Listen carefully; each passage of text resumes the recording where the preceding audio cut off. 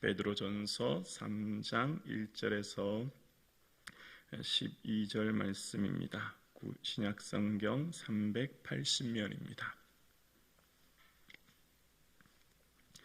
이 말씀은 살아계신 하나님의 말씀입니다. 우리 함께 고백드리겠습니다. 아내들아, 이와 같이 자기 남편에게 순종하라. 이는 혹 말씀을 순종하지 않는 자라도 말로 말미암지 않고 그 아내의 행실로 말미암아 구원을 받게 하려 함이니, 너희의 두려워하며 정결한 행실을 봄이라. 너희의 단장은 머리를 꾸미고 금을 차고 아름다운 옷을 입은 외모로 하지 말고, 오직 마음에 숨은 사랑을 온유하고 안전한 심령에 썩지 않을 것으로 하라. 이는 하나님 앞에 값진 것이니라. 전에 하나님께 소망을 두었던 거룩한 부녀들도 이와 같이 자기 남편에게 순종함으로 자기를 단장하였나니, 사라가 아브라함을 주라 칭하여 순종한 것 같이 너희는 선을 행하고 아무도 두려운 일에 놀라지 아니하면 그의 딸이 된 것이니라. 남편들아, 이와 같이 지식을 따라 너희 아내와 동거하고 그를 더 연약한 그릇이요 또 생명의 은혜를 함께 이어받을 자로 알아 귀히 여기라. 이는 너희 기도가 막히지 아니하게 하려 함이라. 마지막으로 말하노니, 너희가 다 마음을 같이하여 동정하며 형제를 사랑하며 불쌍히 여기며 겸손하며 악을 악으로 욕을 욕으로 갚지 말고 도리어 복을 빌라. 이를 위하여 너희가 부르심을 받았으니 이는 복을 이어받게 하려 하심이라. 그러므로 생명을 사랑하고 좋은 날 보기를 원하는 자는 혀를 금하여 악한 말을 그치며 그 입술로 거짓을 말하지 말고 악에서 떠나 선을 행하고 화평을 구하며 그것을 따르라.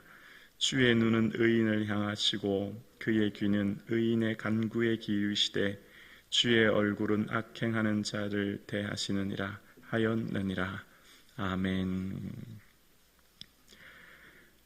기독교인이 소수인 시대, 박해와 어려움으로 살아가고 있는 시대에 베드로는 그렇게 신앙생활하는 초대교회 성도들에게 편지하면서 이렇게 살아가기 어려운, 특히 신앙생활하기 어려운 이 시대에 어떻게 살아야 할지에 대해서 이야기합니다. 그러면서 이 시대를, 그러니까 박해와 어려움으로 살아가는 이 시대에 살아가는 초대교회 모든 성도님들에게 인간이 세운 모든 제도, 왕에 대해 순종하고 순복하며 종들은 그 사환, 주인에게 순복하는 삶을 살아야 된다라고 하면서 그 내용이 좀 더 디테일하며 좀 포커스가, 초점이 좀 더 좁아집니다. 그러면서 오늘 본문이 시작하기를 이제 아내들아 라고 이야기하며 국가에서 가정으로 초점이 좀 옮겨지는 것을 봅니다.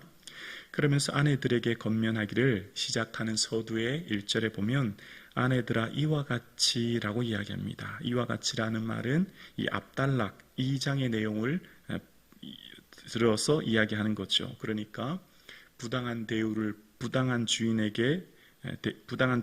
주인에게 종들이 어떻게 해야 될지에 대해서 설명하면서 그런 것처럼 이제 자기 남편에게 순종해야 된다라고 이야기하는 거예요.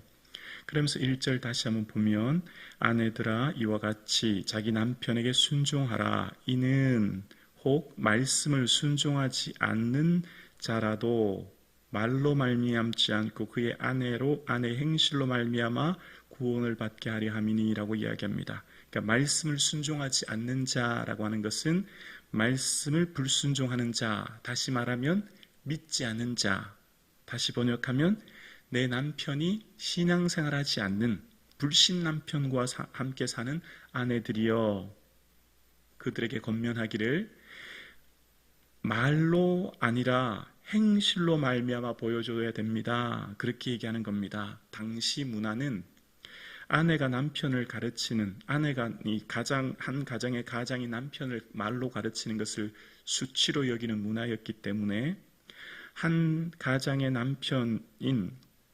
가장인 남편을 종교를 바꾸려고 하는 것은 이 시대에 매우 위험한 것이었기 때문에 언어로 이야기하고 가르치는 게 아니라 삶으로 보여주라는 겁니다. 믿는 여인들은 어떻게 살아가는지에 대해서 삶으로 보여주라는 거죠. 그러면서 믿지 않은 남편들과 함께 살아가는 아내들의 삶이 어떠해야 됨을 설명하기 시작하는 겁니다.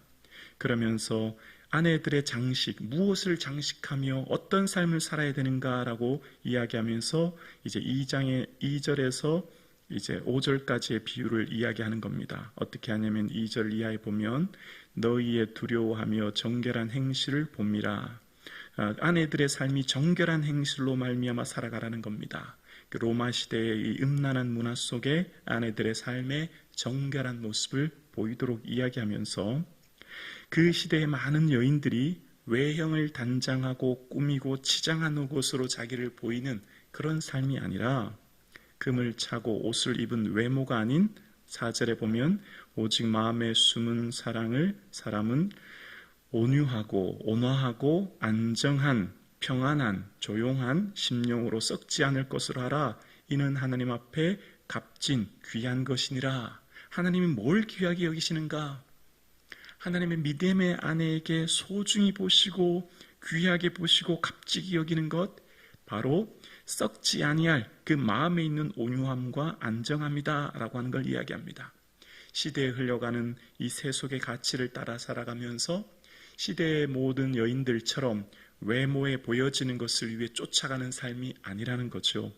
믿는 여인들의 삶은 하나님께서 값지게 여기는 것을 우리도 값지게 여기며 살아간다는 겁니다. 하나님께서 귀히 여기는 것을 우리도 귀히 여기며 살아간다는 겁니다. 뭐죠? 외모가 아니라 마음이라는 것이고 특히 썩지 아니하라는 것이라는 겁니다. 하나님께서 귀히 보시는 이 시대 썩고 쇠하고 패하는 것들이 아니라는 것을 이야기하는 겁니다. 그러면서 이제 5절 이하에 남편에게 순종한다 하라라는 겁니다. 이 문법적으로 보면 지속적으로 행한다는 의미거든요. 그러니까 억지로 일시적으로 한 번 하는 것이 아니라 자발적으로 기쁨으로 계속해서 하는 것을 이야기하는 겁니다. 왜죠? 마치 사라가 아브라함을 주라칭하며 모든 두려운 일에서도 순종하며 나아갔던 것처럼 그렇게 생활해야 된다라고 이야기하는 거예요. 그러면서 아내에게서 먼저 겉면의 말을 이야기합니다. 한 가정에서 이 남편도 있는데 왜 아내일까요? 저는 이렇다고 생각해요. 한 가정에서 가장 중요한 이 가정에서 가장 중요한 사람이 저는 어머니라고 생각합니다. 아내라고 생각합니다. 어쩌면 그 집안의 모든 교육과 모든 또 어떤 뭐랄까요 분위기라 그럴까요? 모든 결정은 어머니에부터 많이 좌우되지 않습니까? 그러면서 이제 남편에게 이야기하기를 남편은 아내를 귀히 여겨야 된다라고 이야기하는 거예요. 왜냐하면 한번 깨어지면 회복하기 어려운 연약한 그릇이고 또 생명을 함께 상속받은 자이기 때문에 남편은 아내를 귀히 여겨야 된다는 겁니다. 그리고 7절에 보면 7절 후반절에 이렇게 얘기해요. 이는 너희 기도가 막히지 아니하게 하렴이라 라고 이야기합니다. 기도가 막히지 않은 것, 우리의 기도가 하나님 기뻐 받으시는 기도가 되기 위한 것은 가장 가까운 사람과 내 사랑하는 가장 사랑하는 아내와의 관계로부터 회복되지 않으면 하나님이 온전히 기뻐 받으실 수 있는 기도가 되지 않음을 우리는 본문을 통해 깨닫습니다. 그리고 이제 그 포커스가 국가와 가정, 그러니까 아내와 남편에게서 포커스가 좀 더 좁혀집니다. 그리고 마지막으로 그 개개인의 성도들에 대해서 8절에 이야기합니다. 마지막으로 말하노니 너희가 다 마음을 같이하여 동정하며 형제를 사랑하며 불쌍히 여기며 겸손하며 라고 이야기합니다.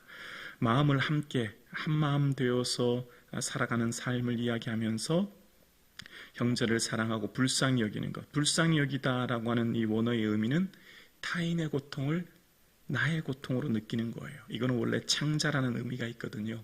이 원어의 직역을 하면 무슨 창자가 끊어지는 듯한 이런 의미인 거거든요. 그러니까 타인의 아픔을 내 고통으로 고스란히 느끼면서 애통해하며 아파하는 마음.